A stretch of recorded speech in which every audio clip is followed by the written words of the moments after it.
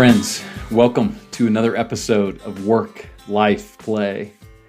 In today's episode, I'm excited to share with you my friend and flamenco dancer, Ana Lucia Jardim. Now a resident of Portugal, she and her trio were sharing this beautiful art of flamenco. I pulled out my phone, put it on a chair, recorded the audio kind of sheepishly, but knew I could file it away for use later, and had a chance to catch up with Ana Lucia and ask some questions on reflection of why does she dance and what she's saying and what she learned from this beautiful artwork.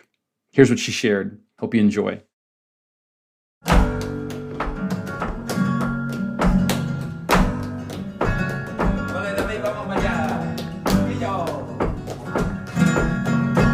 My parents recently, as I was chatting with them, that they told me that, sometimes they would go to record stores and they would take me as a toddler with them. And I would just break out dancing in the middle of the store with, my diaper butt. So it was just, I think it's just part of my nature.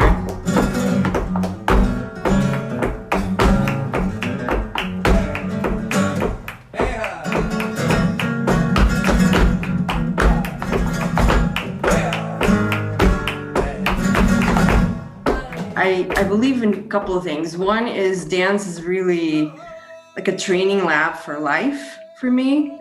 I learned a lot about being a human being, a leader, a coach of leaders through what I get to experiment and develop as a dancer. So things like how to improvise when stuff hits the fan. How to lead a group of people, and how to make them want to follow you, of all people. How to fade into the background because you want to support your fellow dancers, right? And it's not your place to lead. How to persevere through challenges. I have a broken foot right now. And so what do you do when you can't dance? I have an extremely active mind. I have a lot of stuck energy in my skull. It literally feels like a thunderstorm in there sometimes. And when I'm dancing, all that energy kind of distributes, through my body, my soul, and I have quiet inside. Not that I'm bored or anything, I'm just super alive.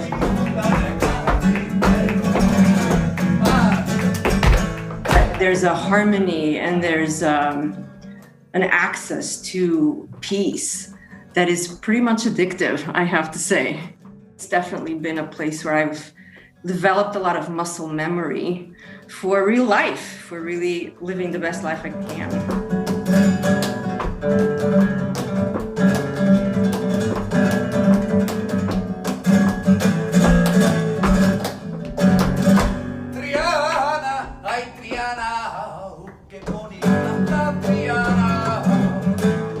I dance also because I get to say things that I cannot say with language.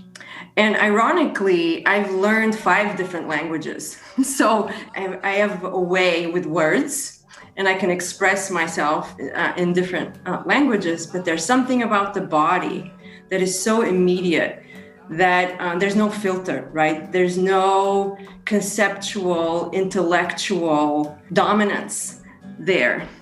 And I believe that allows me to access parts of me that may be unconscious, and also parts of me that are more connected to the energy, if you want to use a more ethereal word.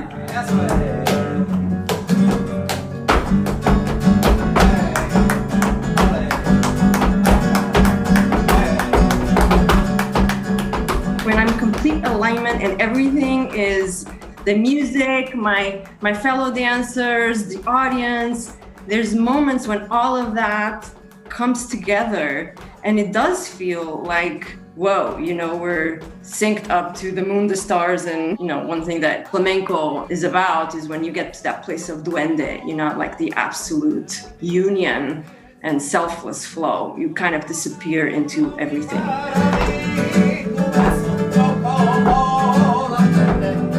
I believe there's total liberation if you're brave, right? because you can also be holding back on stage. I mean, it's very easy. Like, you make mistakes all the time. I've fallen on stage in front of very important people. That sucked.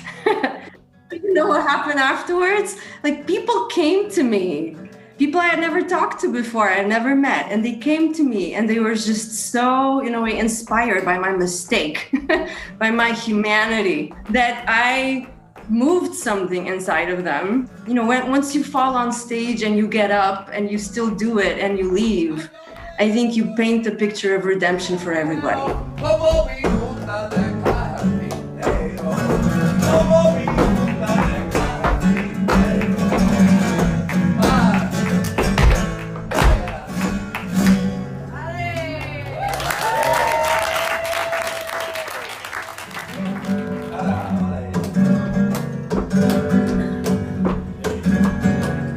So special thanks today and acknowledgement to our singer, Roberto Zamora, and our flamenco guitarist and composer, David McLean.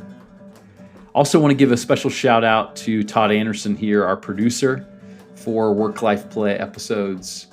And again, a big thank you to our gracious and wise guide of the day, Ana Lucia Jardim. I'm signing off here for the year.